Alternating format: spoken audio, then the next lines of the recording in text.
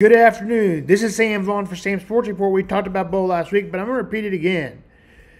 And I don't really care if you don't like it. Our final episode on Bo is just a perfect dog. I chose him of someone saying he needs a new home. I took that and ran with it. I said I want him. Before Dad can come back in a week, he said, let's think about the dog. We didn't think about the dog, or we just got him. What happens when the dog, the parent tells them no, and the parent tells them no, they come home with a dog. It's supposed to be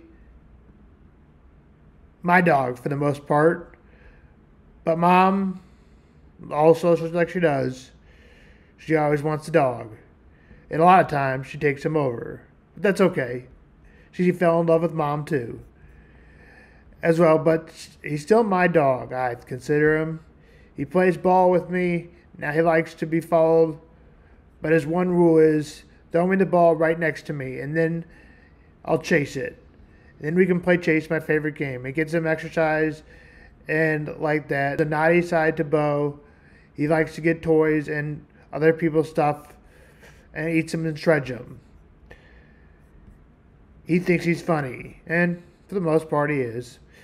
He loves someone to lay with, pet, shh. Don't tell him to itch his butt. Mom doesn't like that. He likes to lay down when I'm sad, when I'm happy, no matter what, Bo is there. He loves me and Mom. Bo comes back. I can't wait until Bo comes back. Well, it's just a few days now. So a walking buddy will come more out. Exercise sometimes can be fun. Bo loves to walk. He exercises, helps me with my mental health. What does Bo from my mental health takes away from my anxiety? I haven't got him. It's led me to a better life. I'll be happy when I see him. Petting him helps me believe as training he could become a service dog. We haven't talked about it. Petting dogs helps kind of different service dogs. Now we move on to how that helps this lady with anxiety.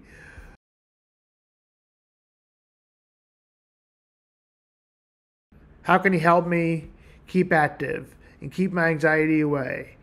He can help me stay on a walk. I have to feed him, and it's helping me through grief with a friend. They make you talk to them and somebody else. Working is tough, but people bringing meals and talked about this video, I know that my friend Trish benefited from that. Soften the pain, not taking it away. Wouldn't it be nice if Bo could get my meds, or Bo could do something like that? Meds are sometimes harder for me to remember, especially now that I take them after meals. You don't know when you're going to be hyper focused on a mood or mentioning, or you're having a voice that could hinder your day, or whatever is hindering your day. Having a disability means to me that I can't accomplish everything I want. She says she can. I don't know if that's true, but we'll go on. I have overcame some things that people should not have achieved. Having a disability means for me that I can overcome it for a point. I can overcome it to a point, but some things I just can't overcome. Now we're going to finish the word with should and not to use the word should after we just talked about dogs. Should is not a word we should use, yet we use it all the time. We struggle but sometimes just struggle a little more. The point is functional world. It does not mean less of you or less of a person. It just means something that hinders you. This story can fall under learning disability and how dogs can help you with your mental health. Tomorrow we'll focus on learning disabilities and what it's like to be diagnosed with one. This is Sam Vaughn for Sam Sports Report and Sam's Mental Health Day. Hello, brains. It's been a little bit since the last vlog, but I have found a trainer, and Chloe is officially in training to be a psychiatric service dog. You excited? She's excited. If you're just watching this video for the first time, this is part of a series that I'm doing on training Chloe to be a psychiatric service dog to support me for my ADHD and anxiety. And it's a decision that I made right as my mom died unexpectedly. The grief is still there. It actually got worse before it started getting better. I was crying all the time. It was all I could focus on, all I could think about. I was exhausted all the time. I was either working on the channel and doing things that would distract me from the pain, or I wasn't. I would take a break from work, but then I would have this whole other kind of work to do, this work of coping with the pain. And I ended up needing support with that. Luckily, I reached out and people started sending us support. We got care packages and people would bring us meals, and it was so much more support than I thought was out there. How is it? Good. Thank you, Tony. So good. It doesn't take the pain away, but it does soften it a little bit. It's softened it enough that I can start to focus on training Chloe to be a psychiatric service dog. Nose 5. Good girl. After one of the vlogs, a trainer actually reached out from this community, and I was really excited about it. This is Chloe. Hey, girl. They are an animal behaviorist, and they have actually trained psychiatric service dogs for a nonprofit organization before. Now that that decision has been made for Chloe to be a psychiatric service dog, I'm finding myself going through a bit of an identity shift. The homework that the trainer gave me was to write out things that I struggle with, situations in which I struggle, and then what kind of support I needed. I have trouble getting out of bed in the morning. And then think about what are the external signs that Chloe might be able to pick up on that that's the case, that I need help.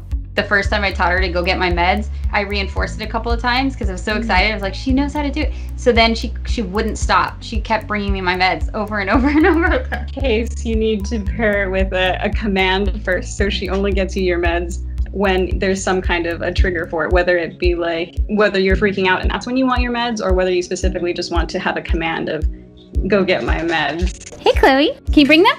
Bring me my meds. Good job, good girl. And then I wrote down whether I needed a low, medium, or high level of support and what she might be able to do that would support me in that situation. Hey Chloe, are you driving? Is that something you could do as my service dog? Can you drive?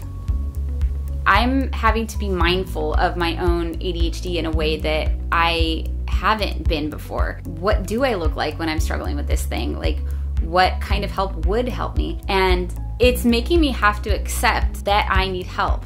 Not that I need to help myself, but that I need help from somebody who is not me. Like, I used to do these behaviors for her. Like, she needs to know how to stay so that she doesn't get hurt. If I need to run across the street for something and she follows me and she could get hurt, I need to be able to tell her to stay. And now she's doing things that are for me, and it's such a difference. I'm overwhelmed and grateful that she can help me, because my whole life I feel like I've needed help and not really gotten it. I'm getting emotional about it. I grew up feeling really invisible.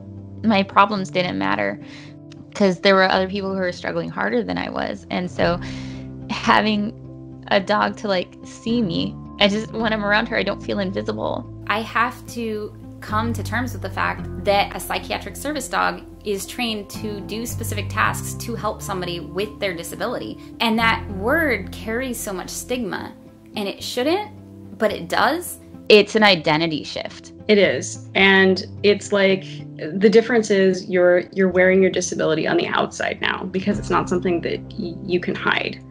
And that's hard. And I'm working really hard on getting past that, because it almost feels like to justify me needing that help and asking for that help, it feels like I need to be struggling harder than I am. I don't know why this is so hard for me, but it is something I'm fighting. It gets a little muddy, because then am I disabled? If the only things that I struggle with are I have trouble breaking out of hyperfocus, I have a hard time regulating my emotions, and I forget to take my meds. You're asking the wrong question. So what question should I be asking? If Chloe can help you with them, then you should be able to have Chloe to help you with those things. Let's take a seizure dog. Okay. No one questions that a person who has epileptic seizures, having a dog that can alert them before they're going to have a seizure and get them safe, is a legitimate use of a service dog. Mm-hmm. Do they need that service dog every day? No. They need that dog because they don't know when they'll have a seizure. Right. You don't know when you're going to get trapped in a hyperfocus loop and need someone to pull you out. If you did, you wouldn't need the dog.